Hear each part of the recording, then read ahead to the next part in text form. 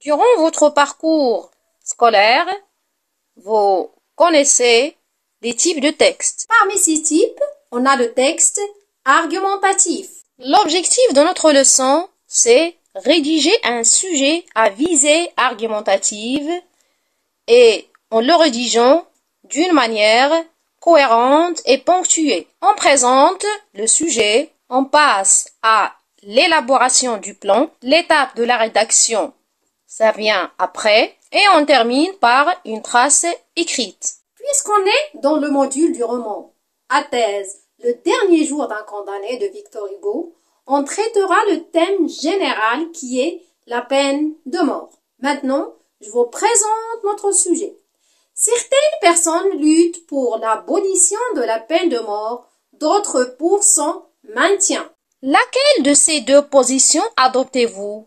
Donnez vos arguments. Je vous demande maintenant de faire des lectures individuelles pour la vérification de la compréhension. Merci. Maintenant, on va relever les mots-clés du sujet. Premier mot, c'est lutte pour l'abolition. Ensuite, on a la peine de mort. Son maintien. Et puis, le verbe adoptez-vous. C'est là où vous allez donner votre point de vue. En utilisant bien sûr des arguments, puisque le texte sera argumentatif. Vous allez me dire d'abord, on doit comprendre c'est quoi la peine de mort. La peine de mort. On peut donner cette définition. C'est une peine capitale. Ou bien, c'est l'exécution d'une personne.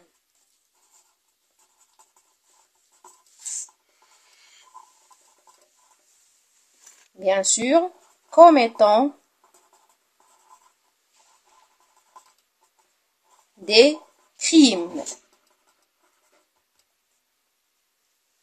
Et comment ils sont ces crimes? Des crimes horribles et barbares. Qui peut m'en donner un exemple de ces crimes?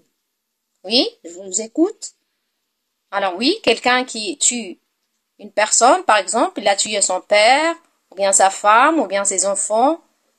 Alors ça, ce sont des crimes horribles et inhumains. Après cette définition, il convient de noter que les opinions sur la peine de mort varient considérablement dans le monde entier. Ça veut dire il y a des personnes qui sont pour et les autres qui sont contre. De plus, chaque partie avance ses arguments, bien sûr, pour justifier son opinion. C'est l'objectif d'un texte argumentatif. Toujours, il faut justifier. Quel est le type du plan qu'on va utiliser dans ce texte argumentatif? Parce qu'on a plusieurs plans. Donc, ici, on doit choisir le plan dialectique. Et on va voir pourquoi. La raison de ce choix, c'est que le texte ou bien le plan dialectique, c'est une structure de raisonnement. Raisonnement. Pourquoi on l'utilise? Pour analyser ou bien discuter un sujet, ou bien une thèse, ou bien un thème. Alors thème, ou bien thèse. etc. Jusqu'à maintenant, je crois que c'est clair. Je vais expliquer le mot raisonnement qui nécessite la présence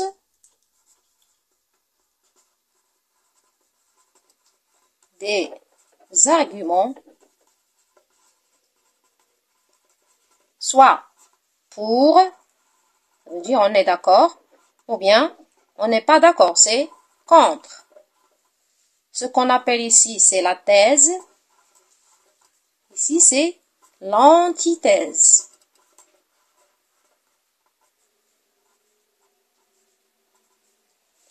يعني مع أو ضد.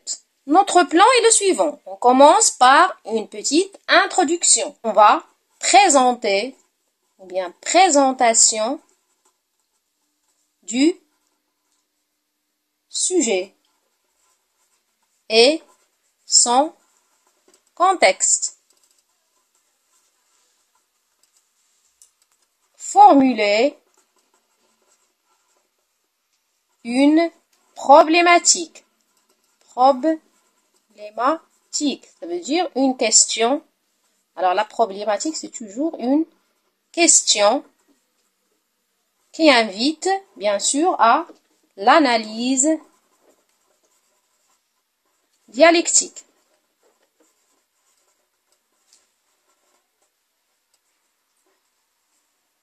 On a maintenant annoncé le plan. Alors, lorsqu'on termine d'annoncer le plan, on doit utiliser, bien sûr, n'oubliez pas d'utiliser des connecteurs logiques pour relier entre l'introduction et le développement.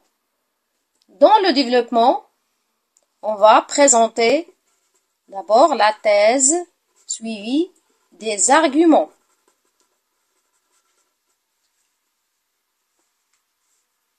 Des arguments sont en faveur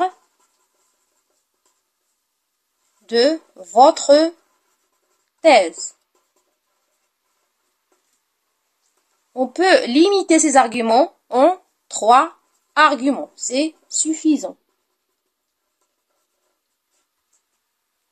Restant toujours dans le développement, on passe à l'antithèse. Bien sûr, avec ces arguments qui s'opposent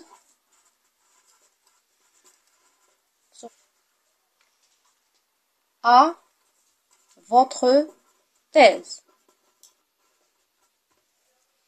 Une petite synthèse à la fin du développement où on intègre les éléments des deux côtés. Ça veut dire de la thèse et de l'antithèse. De la discussion. Dans la partie de la conclusion, on va faire un résumé. Bref, des principaux éléments de votre analyse. On peut aussi reformuler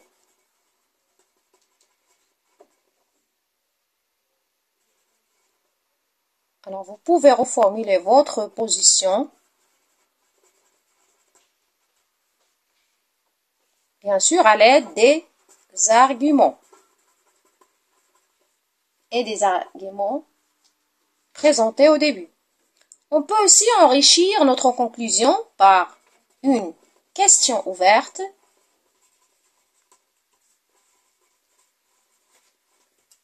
ou bien une petite citation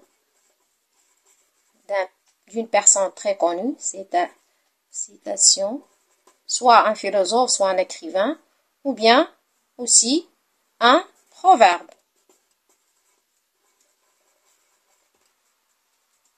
عرفت واش طولت عليكم ولكن كنعطيكم واحد لو بونوس pour vous faciliter la tâche. Je vous propose des arguments des partisans, ça veut dire les gens qui sont pour. Dissuasion et punition.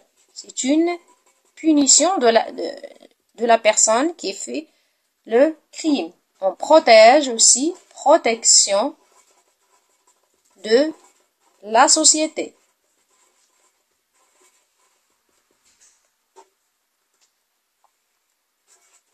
On peut ajouter aussi compensation aux victimes et bien sûr à leur famille. Pour éviter la vengeance, on peut trouver aussi d'autres arguments. Et comme j'ai dit, il suffit d'argumenter seulement avec 3 ou bien 4, ça dépend de vos arguments. Pour les gens qui sont contre, ça veut dire les opposants. Alors, qu'est-ce qu'ils peuvent dire? Oui, c'est une violation du droit. Quel droit? C'est la vie. Ah, parce que c'est Dieu qui nous a donné la vie et c'est lui le responsable de la prendre. C'est un traitement cruel et inhumain. Le fait de tuer quelqu'un, c'est inhumain et barbare, bien sûr. Et aussi, on a l'absence de dissuasion efficace. Au niveau, bien sûr, des jugements. Parfois, on peut trouver des gens qui sont seulement des victimes. Comme j'ai rappelé au début, il ne faut pas oublier d'utiliser des moyens lexicaux et des connecteurs logiques. Je vous présente maintenant la grille d'auto-évaluation. Donc, vous allez passer à travailler individuellement à l'aide de la grille d'auto-évaluation que j'ai présentée. Si vous avez terminé, essayez de me présenter les copies, bien sûr en partageant l'écran et en même temps, on va corriger d'une manière collective. Après la vérification des erreurs grammaticales, les fautes d'orthographe et la cohérence globale, on va choisir une copie bien organisée au niveau des idées et qui a presque suivi les étapes du plan dialectique. Merci pour votre collaboration et à la prochaine séance.